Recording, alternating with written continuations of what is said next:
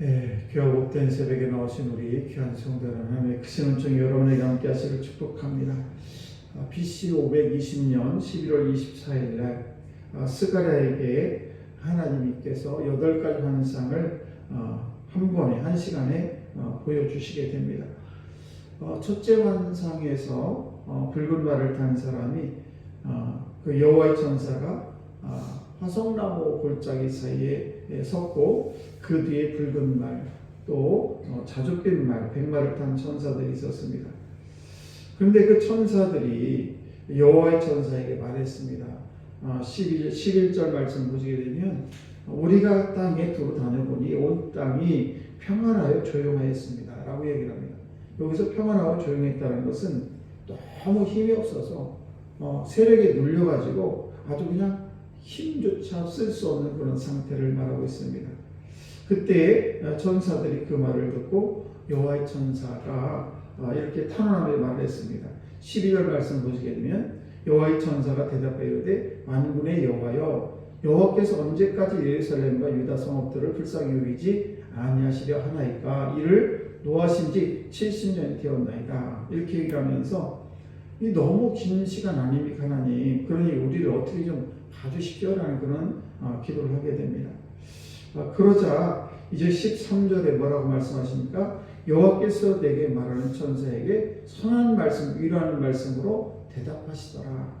근데 그 선한 말씀 또 위로하는 말씀은 어떤 말씀이냐? 나는 질투하는 하나님이라는 것입니다.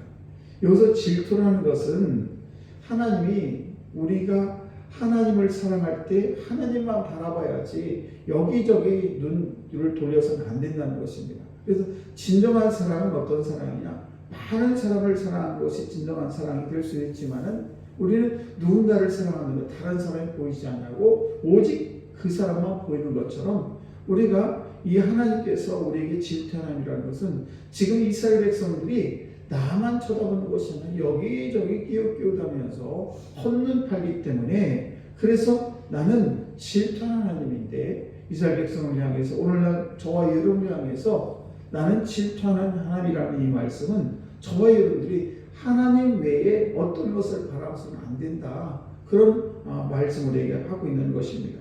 또 하나는 오늘 저와 여러분에게 함께 나눌 수 있는 말씀은 뭐냐면 바로 진노의 하나님이라는 것입니다. 진노 하나님. 하나님께서는 질투 하나님이시죠. 하지만 이 진노 하나님이라는 것인데, 이 진노라고 하는 것은 성도가 예를 들면 다른 눈을 다른 데로 돌리게 되면 우리 하나님께서는 그걸 보지 아니하시고 진노하시면서 그를 치시겠다, 그런 말을 하고 있는 것입니다. 그러니까 우리가 가끔 우리가 자녀들이 말을 안 들을 때 부모는 그 자녀를 위해서 진노하게 되고 그리고 매를 낼 때가 있습니다. 우리가 초등학교 때, 중학교 때 이런 때 보면 물론 선생님들을 제가 이렇게 비하하는 건 아닙니다만 옛날에 선생님들은 왜 이렇게 매를 대는데 그냥 인정사정 없이 다리가 피가 날 정도로 때렸는지 몰라요. 아무튼 그런 어떤 인간적인 그런 감정에 의해서 매를 대는 것이 아니라 하나님의 진노하심은 다시 부모님이 자녀를 아무리 미워도 그 부모가 자녀를 대할 때 진노하면서 물론 때릴 수도 있지만 사람의 마음과 달리 우리 하나님께서는 저와 여러분들이 다른 길을 걸어갈 때에 다른 길에서 돌아오라고 하는 그런 진노에 매를 댄다는 것입니다. 때로는 저와 여러분들이 믿음 생활할 때 다른 길을 가게 되면 어려움을 당하게 되는데 이때 우리가 생각해 봐야 될 것은 뭔가 하면 하나님께서 나에게 왜 이런 어려움을 주실까? 다시 한번 내 살아가는 길을, 내가 신앙생활하는 길을, 하나님 곁에서 내가 지금 떨어져 있는가를 다시 한번 우리가 체크할 필요가 있다는 사실입니다. 그러므로 우리 주님께서 우리가 다른 길에서 하나님의 길에서 이탈하게 되면 진노하시고 매를 대신다는 것을 기억하시고, 저와 여러분들이 하나님은 이렇게 저와 여러분에게 질투 하나님이기도 하시면은 진노의 하나님이시기도 한다. 그런데 그 질투와 진노는 우리를 멸하려고 질투하고 진노하는 것이 아니라 우리를 선한 길로 인도하시기 위한 그런 하나의 방법이라는 사실입니다. 그러면서 15절에 이렇게 얘기를 합니다. 아니란 여러 나라들 때문에 심히 진노하나니 나는 조금 노하였거늘 그들은 힘을 내어 고난을 더하였습니다. 무슨 얘기입니까? 우리가 때로는 잘못된 길을 걸어가요. 그럴 때 우리 주님께서는 진노하시고 우리가 바른 길을 가게 하는데, 그런데 우리는 때로는 내 옆에 있는 사람, 아니면 내 이웃을 보면, 내 남편이든 아내가 됐든 아니면 우리가 교우가 됐든 보게 되면 다른 길을 걸어갈 때가 있어요. 그럴 때 우리는 어떻게 합니까? 그 사람을 어떻게든 변화시켜 보려고 때로 저와 여러분들이 그 버릇을 고쳐보겠다고 자신이 징계의 도구가 되는 경우가 있어요. 그래서 막 저주하고 욕을 하고 왜 그쪽 길로 가느냐고 하면서 이 말하자면 자기 자신이 징계의 도구로 사용을 하고 있는데 그 역할을 너무 내세우지 말라는 것입니다. 그래서 그렇게 되면 자신이 더욱 나쁜 하나님의 그 치리의 손길을 맛볼 수 있기 때문에 그렇다는 사실입니다. 오늘 15절 말씀은 그래요.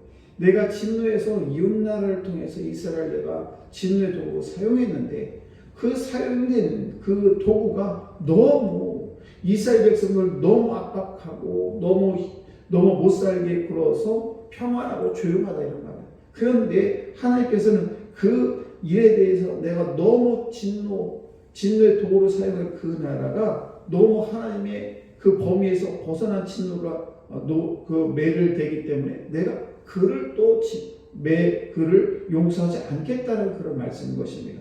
무슨 말씀입니까? 우리 저와 여러분들이 정말 내가 누군가의 버릇을 고쳐놓겠다라는 그런 생각을 가지고 내가 진노하고 내가 진노의 도구로 사용되는데 그 도를 넘어서 그렇게 하게 되면 이게 정의감을 가지고 하는 것이지만은 그러나 자기 자신의 허물도 있음에도 불구하고 남을 정죄한다는 것은 옳지 않다는 것입니다. 요즘에 정치권에서 어떤 일이 벌어집니까? 나라가 시끄러운 이유가 자기 자신을 깨끗하지 못하는 상대가 남의 허물을 정말 내 눈에 있는 그런 들보는 보지 못하고 남의 있는 그 티끌을 보고 막 욕을 하고 남을 하게 되면 어떻게 됩니까? 너무 말이 안 되는 거예요. 그러니까 나라 혼란이 되는 것입니다. 한 예를 들고 말씀 마치겠습니다. 어느 한 교회에 정의로운 집사님이 계셨는데 이제 권사직분을 받고 장로가 됐습니다.